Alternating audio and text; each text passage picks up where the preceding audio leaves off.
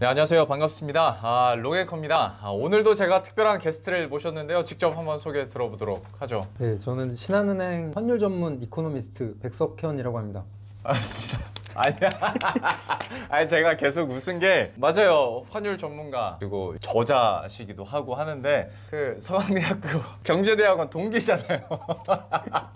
이번에 책 내고 나서 그 출판사에서 메일이 왔어요. 그래가지고 뭐 출연 어떻게 영상 같이 찍을 수 있겠냐고. 책을 내고 나면 네. 유튜브를 찍어야 홍보가 되는 것 같아서 출판사에서 엄청 쪼죠? 출판사가 오늘은 그래서 환율 책을 하셨으니까 그 전에 책 홍보부터 한번 하세요.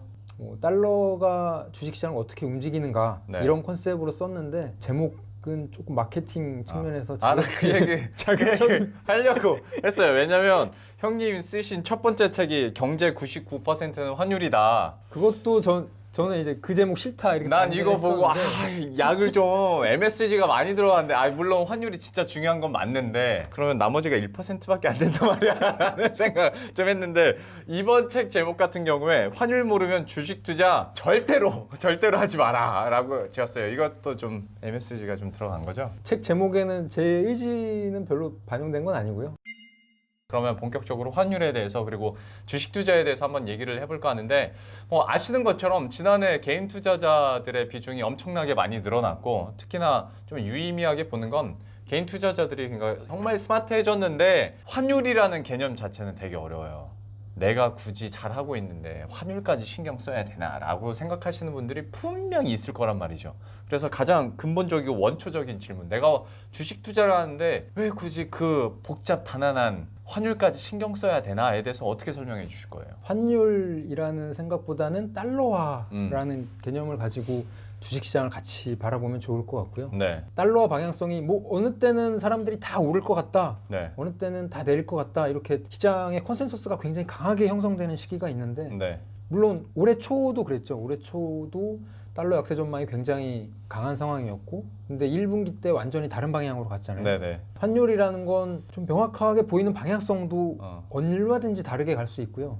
사실 책에도 썼던 내용인데 그 존 메이너드 케인즈 있잖아요. 네. 그 거시 경제학의 거장. 이분이 그 1차 세계대전 이후에 이제 패전국이었던 독일한테 전쟁 상을 볼 때 파리 평화회담에 이제 영국 대표로 처음에 참여를 했다가 네. 방향이 산으로 간다 이런 생각을 하시고 그냥 나 빠지겠다고 빠지셨는데 어쨌든 같이 하락에 베팅을 하셨었어요. 네. 내용 점점 어려워지네요. 구독자들 빠져나가는 소리가 막 들립니다. 네. 네네. 어쨌든 이분도 그 베팅에서 실패를 했습니다. 그러니까 케인즈 같은 사람들도 네, 정책을 결정하는 실패하는데 네. 우리가 그 다 맞출 수는 없다. 그 과정을 보고 있는 사람도 네. 거기서 쪽박 찼거든요. 아. 달러화는 명확하게 보이는 것 같아도 네. 항상 확신을 가지면 위험합니다. 이렇게 그냥 간단 명료하게 설명할 수 있는 걸 예. 백석현 이코노미스트께서는 이제 케인즈 얘기에 저 먼 옛날까지 지나가면서 아무튼 그 전문가들도 실패하는데 우리가 어떻게 알겠냐. 근데 솔직히 따지면 그런 의미에서 그러니까 이걸 절대 비하하는 건 아닌데 환율 쪽으로 얘기하시는 분들은 전망을 해도 뭐라고 해야 되나 분위기가 자유롭다고 해야 되나? 그러니까 워낙 변수들이 많다 보니까 못 맞힐 가능성에 대해서 사람들이 다 알고 있는 거지. 그러니까 열린 마음으로 전문가들은 그렇게 생각하고 말씀을 드리거든요. 네. 근데 그렇게 생각 안 하고 듣는 분들도 계셔서 저 사람이 저랬으니까 저건 이렇게 될 거야 라고 100% 그런 믿는 분들도 분들. 생각보다 많으세요. 그래요? 여러분들 근데 진짜 환율은 변수들이 너무 많아요. 그러니까 달러화만 봤을 때도 변수가 많은데 그걸 분모분에 분자해가지고 원달러 환율이나 또 위안 환율이나 뭐 이걸로 가다 보면 진짜 변수가 많은 게 환율 쪽이니까 그래서 우리가 어려워하는 거고 기조라는 건 있잖아요. 근데 지난해부터 달러 약세 기조라는 게 있었고 있죠. 그리고 바이든 행정부가 돈을 엄청나게 풀고 그리고 경기 회복에 대한 기대감이 있으니까 어떤 달러 강세라는 기조로 돌아서나라는 것까지는 우리가 알 수 있잖아요. 그 사이에서 우리가 어떻게 투자를 할 수 있느냐 우리가 알고 싶은 건 이거라는 거죠. 실제로 투자를 좀 어떻게 해요? 달러와 기조를 봤을 때. 제 책 제목은 그렇게 썼지만 제가 달러와 방향성을 예측하면서 네. 투자를 하는 건 아니고요. 좀 큰 그림을 보면 네. 자본주의라는 그러니까 환율을 잘 스스로도 안 본다. 잘. 그럼 투자할 때는 환율 보고 투자를 하면 안 되죠. 환율 나가세요.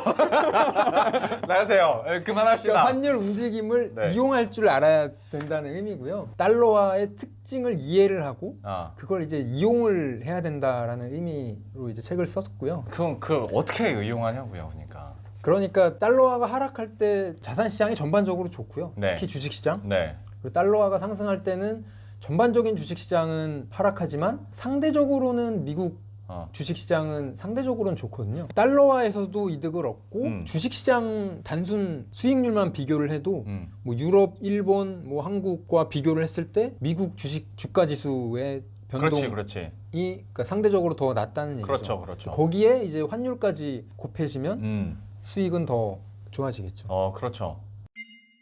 한국 분들은 뭐 한국 주식이든 한국 부동산이든 한국 자산을 가지고 있잖아요. 네. 근데 내 자산을 구성을 할 때 서로 다른 성격의 자산을 같이 보유하는 게 좋거든요. 성격이 다른 이질적인 자산을 보유를 하게 되면 장기적으로 가격이 상승한다고 했을 때 네. 서로 반대로 움직일수록 내 자산을 더 안정적으로 유지를 시켜주거든요. 서로 해지를 해줄 수 있다. 서로 이제 해칭이 되는 거죠. 그래서 기업들은 해지를 하는 거고 우리는 그냥 서로 다르게 움직이는 자산을 가지고 있으면 그게 자연적으로 해지가 되는 거나 마찬가지죠. 그러면 여기서는 다른 성격이라는 게 통화 대 통화뿐만이 아니라 뭐 통화와 주식 혹은 다른 상품 뭐 이런 거 다 포함해서 말씀하시는 거예요? 기본적으로는 통화가 달라지면 상대적으로 그 이질적인 성격을 가지기 때문에 네. 통화가 그러니까 결국 다른 나라 자산을 가지고 있는 게 내 자산, 그러니까 한국 주식이나 한국 부동산을 가진 분들은 그거 자체로 내 자산을 좀 보호하는 효과를 가질 수 있습니다. 그러면 그것도 하나 물어볼게요. 그때 그러니까 이전 영상에서 정주영 대표라는 분과 네, 저도 봤습니다.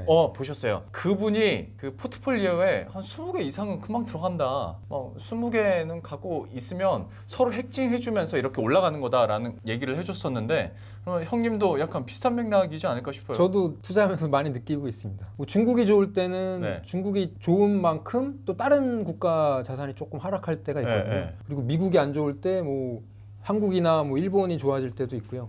자본이라는 거는 결국 수익률 높은 곳을 찾아서 이동을 하기 때문에 뭐 여기가 좋다가 안 좋아지면 다시 여기가 좋아지고 뭐 이런 게 계속 반복되고 있어서 돈이 사라지는 건 아니니까 네. 이동하는 거지. 그리고 자본주의의 본질이 자가증식이잖아요. 자가증식 그렇죠. 고상한 말은 자가증식이지만 쉽게 얘기하면 돈이 돈을 버는 게 그렇죠. 이제 자본주의이기 맞아요. 때문에 자본주의가 유지되는 한 시장 전체적으로 봤을 때는 성장할 수밖에 없고 그런 차원에서 여러 군데 뿌려놓으면 내 자산 가격도 그냥 같이 올라가는 방향이 될 거다 그렇게 볼 수 있죠. 진정한 의미에서 분산 투자는 국가 단위로도 좀 이렇게 분산을 해야 얘기해 주신 것처럼 뭐 신흥국이 망할 때 선진국이 좀 해칭을 해주면서 또 우상향을 시켜주고 또 선진국이 주춤할 때 신흥국이 올라가면서 다시 포트폴리오 전체 수익률 이끌어주고 그게 더 분산 투자에 더 가까운 거죠. 가깝다고 볼 수 있습니다.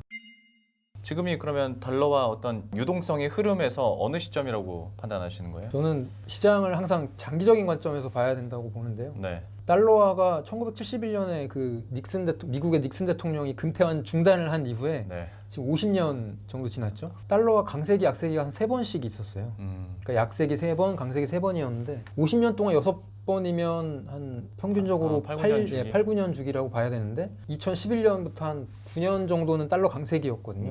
그렇다고 지금 달러 약세기가 시작됐다? 이건 사실 아무도 모르지만 저는 장기적으로는 달러 약세기가 멀지 않았다라고 보고 있고요. 코로나19라는 거는 전 세계 동시 충격이었잖아요. 뭐 쉽게 생각하면 한꺼번에 다 같이 안 좋았으니까 나중에 좋아질 때도 다 같이 좋아지는 거 아니냐 이렇게 생각을 할 수 있지만 문제는 이제 백신 보급에서 불균형이 나타나고 있다는 거. 벌써 접종률에서 차이가 막 이제 드러나기 시작했으니까. 그래서 이제 미국이 먼저 회복된다는 것 때문에 시장이 이제 미국 달러화 강세 그리고 미국 증시가 먼저 오르는 이런 국면이 나타난 건데 결국에는 다른 글로벌 국가들이 결국엔 뭐 뒤늦게 따라가긴 하겠지만 결국은 다 같이 좋아지는 시점이 올 거고요. 결국에는 장기적으로 봤을 때는 지난 8년 동안의 달러 강세가 앞으로도 달러 강세가 계속된다? 이렇게 보기엔 좀 어렵지 않을까. 장기적으로는 그렇게 바라보고 있습니다. 장기적으로는 틀릴 수도 있고 맞을 수도 있고. 그럼요. 달러 방향성을 예측하면 안 됩니다. 여러분 이게 예측하지 장기적으로라고 말을 하는 순간 이렇게 레인지를 열어뒀다라고 생각하시면 됩니다. 근데 어떤 달러에 대한 전망들이나 미국 증시에 대한 전망들, 지금 코로나19 그리고 백신 보급률과 관련된 포인트를 짚어봤는데 처음에는 제가 어떤 환율에 대한 엄청난 투자 꿀팁을 배울 줄 알고 시작을 했다가 이게 결과적으로 결국 우리가 투자를 하는데 어떤 키포인트를 가지고 환율을 응용해서 접근할 수 있을까로 얘기를 하다 보니까 마음이 훨씬 편해졌어요. 예, 이게 결국 환율과 관련돼서 드리고 싶은 얘기는 네. 달러화는 전 세계 자본의 흐름을 나타내주기 때문에 결국 수익 높은 곳에 달러화가 가기 마련이고, 그래서 결국 수익 높은 곳, 뭐 미국이 좋았다가 뭐 유럽이 좋았다가 중국이 좋았다가 일본이 좋았다가 한국이 좋았다가, 그럼 결국 이 시점을 다 따라가면서 수익을 계속 낼 수 있는 사람은 아무도 없거든요. 그리고 그렇게 하려면 24시간 깨어 있어야 돼요. 기본적으로는 우리는 미래를 모른다는 사실을 인정을 하시고 네. 통화 노출을 최대한 넓게 하셔서 포트폴리오를 가져가시면 결국 자본시장의 성장을 내 자산이 같이 내 자본이 따라가면서 결국 내 자산도 장기적으로는 우상향할 거다. 이런 관점에서 환율 예측을 하고 대응하지 마시고 환 노출을 시키는 게 나의 포트폴리오를 안정적으로 유지할 수 있는 지름길이다. 이런 개념을 이해하셨으면 좋겠습니다. 예.